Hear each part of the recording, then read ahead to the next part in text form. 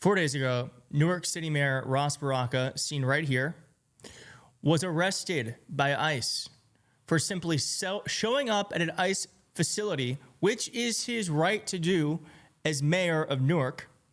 And he was detained and he was charged with trespassing. This is the further continuation of the erosion of our rights. Like we all warned, they're going to go from immigrants to students with visas. Now they're doing politicians. Thankfully, he got out. He is still going to be facing trial, which is insane. But thankfully, he's out. And I'm so grateful to say the mayor of Newark is here now to talk about all of this and also what's going on with the airports. Mr. Mayor, thank you so much for joining us. And I have to say, when I saw that video of the confrontation in front of that building where ICE agents arrested you, I was beside myself because to me, this is just like the continuation of the assault on our democracies and our rights. And I guess first off, before we get into all of what happened, I would just like to know, how are you doing? I'm good. They got me doing pretrial intervention, so I have to check in and give these people my information and whereabouts. It's really crazy. So yeah, I was told that they're not dropping the charges. Let's get into what happened. I guess you were protesting and they brought you in to protest and they said that was okay. And then they asked you to leave and you said, okay. And then after you left and you were outside of the building, which is not a federal building, that's an important point of information, you said, or you were arrested for trespassing and breaking and entering. Is that right? I was. And the real point is that I wasn't actually protesting. I was there for a press conference that was being organized by the Congress people who they're now threatening after they do a walkthrough. There were protesters outside who were chanting to let me in. They let me in the gate, to calm them down. And I stayed there for at least an hour and a half. Then the special agent in charge of the Homeland Security Office came and he proceeded to try to arrest me and told me to leave. I left, but then he got a call and they came from behind the gate out to where I was and arrested me anyway. I thought that they were targeting me and I knew it was that I thought it was imminent, like they're going to try to arrest me. Like I could see it in his face. This is the boss. That would be like the public safety director of Newark going downtown. He comes up to me, starts trying to escalate it. So I knew, these guys are trying to do something. When they let me out, he's the one who told me to get out, to go, and I left. The congressman came and told me that they're going to try to arrest you after they were in the gate. And so I just braced myself for it and said, these guys are getting ready to do this. So, what else was I supposed to do? Run? I was outside on the public side. Congressman said, they're going to try to arrest you. I didn't know what they expect me to do, like jump in my car and drive off, run. They would have came to my house in my mind. So I said, now is, an easier time than any. I don't want them coming to my house or my job or any place else. So has that made you scared to do your job, or do you feel more emboldened to fight against him, Trump? Well, it didn't make me scared to do my job. I'm still doing it. I just was down there this morning. It just tells me how far these people are going to go. What their objectives are. I don't think they care about the law. They don't care about the Constitution. They don't care about democracy. They just have a singular focus on really, really undermining all of the tenets that all of the values that we thought were important here, that they're just going to undermine them and do what they want to do. And it's kind of authoritarianism is just looming over everybody's head. And I don't think we really see how dangerous this thing is.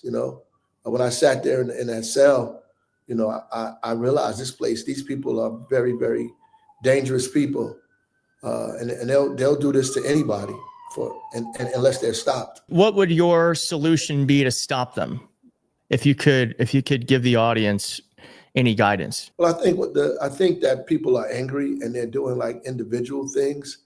And ultimately, I think there needs to be collective action. There needs to be coordinated intervention here. During Jim Crow, and segregation and lynchings and all of the public accommodations, there was a moral moment. So you had people from all religions and all nationalities, all backgrounds, labor unions, elected officials, putting their bodies in the way, right? They were protesting, marching, passing laws. They did everything they can in a unified fashion. And this is the same moral moment we're in now, right? This is our David moment. And, instead of doing things individually, like governors have to figure out how to work together, like Pritzker and Newsome and Westmore and the governor of Maine. These people have to work together. Universities have to work together, community-based organizations. And that's what the universities are doing, actually, funny enough, is that they're joining a collective group because they are stronger together than they are separately. And I actually think that's a great idea, that collective action is probably where we're going to be most powerful. I guess what worries me is that we have folks like Gavin Newsome who are, I don't know, they're trying to have it both ways, where he just last week released a statement saying he's trying to work with Trump. And so I think it's trying to find that balance, which are we fully resisting, or are we trying to treat him like a normal president, which he's not. This is a problem. These guys are talking about suspending habeas corpus, saying there's an invasion of immigrants. This is bizarre what's happening. And so we need to do things that allow people the freedom and the room to be creative in the way that they struggle against this. One thing about authoritarians is they're not really good at governing. And I wanted to actually play this clip of Shawn Duffy. Newark has been in the news, not just because of this, but because of the transportation problems at the airport. Here's how Shawn Duffy portrayed it. So let's talk about what the Trump administration is doing moving forward to fix the problems that were left to us from the Biden-Buttigieg administration. Now, while these temporary software fixes that I mentioned earlier. So he's right there saying it is problems brought from Pete Buttigieg and Joe Biden, when, as far as I can tell, none of this was happening before the Doge came in and started to mess around with things, right? This is true. I mean, they fired 400 FAA officials or workers there. Even in 2019, when they tried to pass a bill to fix the infrastructure of an FAA and all of these air traffic controllers from radar to modernize it, Republicans voted it down. This is the reality. And when he first came in, they started talking about DEI. That was the first thing he started saying, as opposed to, look, there's a systemic problem here. Let's try to fix it. Let's hire more FAA, more air traffic controllers. Let's fix the infrastructure here. They started off with pointing fingers, blaming people and calling names, which is a sure sign of incompetence from the very beginning, right? When you start doing this thing, is a lack of leadership. When you start blaming people that came before you, because don't nobody care about the person that came before you. You're in charge now. They voted for you. Now you're responsible to do something about it.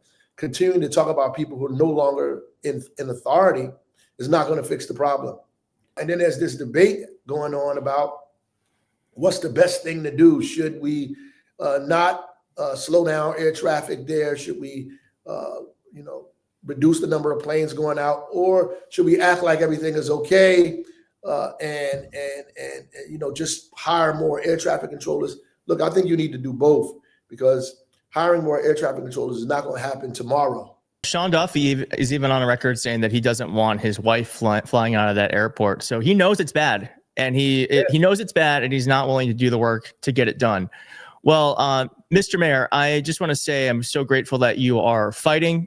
That I'm so sorry that this has happened, but let your example be guidance for everyone else. That one, this is the real deal. They are really trying to go after folks who are not politically in agreement with them. And two, there is a way to resist this. And just because you are targeted by this administration doesn't mean you stop fighting. It means you fight more. And you're a great example.